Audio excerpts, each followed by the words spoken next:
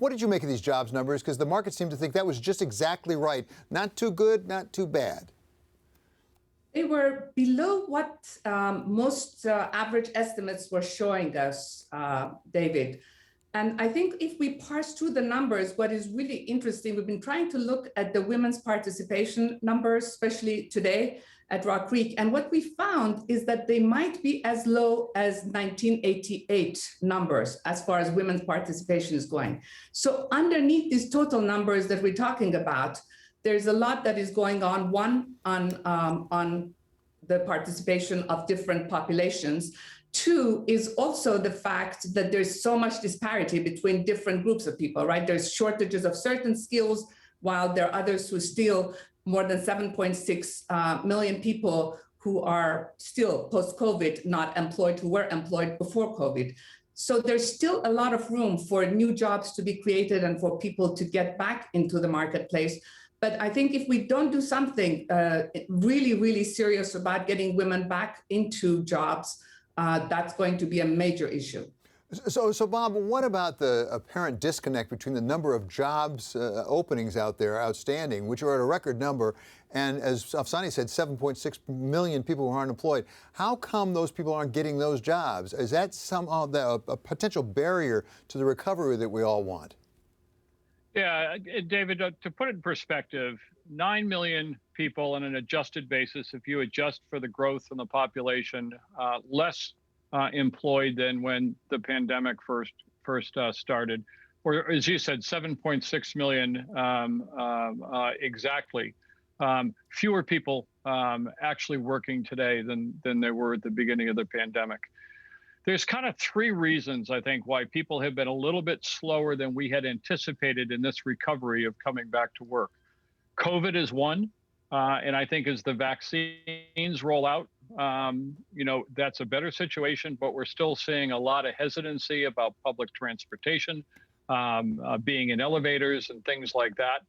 I think secondly, Afsana hit on this a bit, childcare has been a very, very big issue. And then third, kind of the size and magnitude of the benefits, and particularly the federal benefits.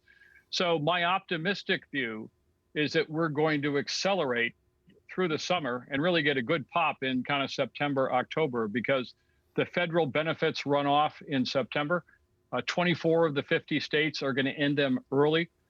People are generally not going to wait for the benefits to end before they start looking for jobs. So kind of September looks like a good time for some acceleration there.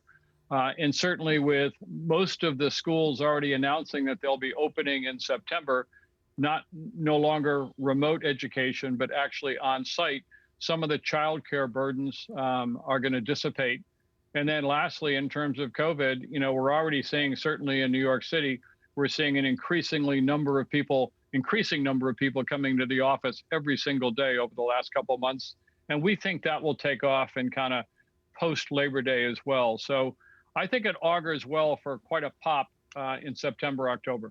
So, Afsani, as I said, we're at or close to records in the equity markets right now. Do the factors that you and Bob just described, did they support the valuations we're having right now, or do we have downside risk here? Are we hoping too much? So, David, the amount of liquidity that came into the market in 2008, and then, of course, over the last 12 months is in particular this year, it's unprecedented. So that liquidity has to find a home, right? It can't go into bonds, it can't go into bills, given the returns that you just talked about.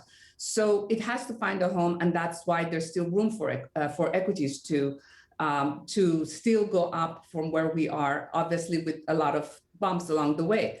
I think the thing that is also important is, let's not forget that there is an infrastructure bill that is sitting there and will come into vote probably around September, but sometime during the summer it will get more confirmed in terms of the number, something between 1.5 plus trillion of assets that will go. Obviously, infrastructure takes a long time to get spent, but some of it is shorter term.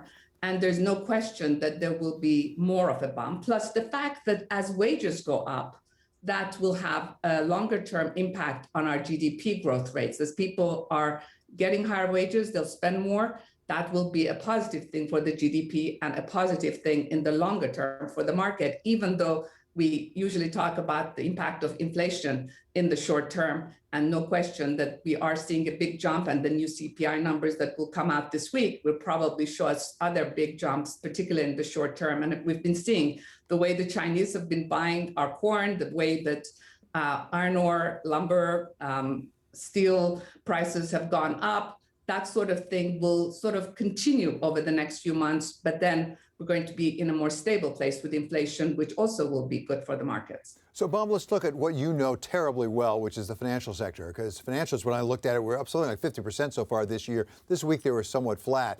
But as we look at that inflation or growth in the long end, how do financials look right now? Particularly, what's the yield curve telling us? So I think in terms of rates, and let's talk about rates first and the impact on financials, David. I think in terms of rates, I think we're at the low end of a range. Over the last 11 years, we've been in a 1.5% to 3% range most of the time in the 10-year. There was an aberration, last summer around the Jackson meetings and leading into the Fed giving a little bit more clarity on how they look at inflation, but generally they've been 1.5% to 3%. And right now they've been ranging between 1.5% and 1.75%, a bit of a rally today. So I think we're at the low end of the range, given the amount of stimulus that we're putting into the markets. And Sana talked about fiscal stimulus. It was extraordinary. But in terms of monetary stimulus, the Fed balance sheet is up $4 trillion. They added $3 trillion in 3 months during this crisis. And during the pandemic crisis, and in the very early stages, the first 3 months, most of that came in. Today, they're still buying $120 billion every month of U.S. Treasuries and mortgages. That's another $1.5 trillion per year. And I think we're going to see a tapering. I expect that the Fed is already having those discussions. And I do not think that they'll move on rates as quickly as they'll begin to taper some of this buying. With all that said, I think that over the next year or so, we're going to see moving up to the higher end of that range of 1.5% to 3%. And as you know, David, for financial services, simply a steeper curve and higher rates are generally good for business. Exactly. Afsani, I want to have one more to you on this subject, and that is reversion to the mean. I mean, you listen to everything Bob says. It would indicate we're going to revert to the mean because the mean for the 10-year yield is well above 1.6. It's actually under 1.6 right now. What does that tell you, Afsani? Is the market prepared for a reversion toward the mean at the 10-year?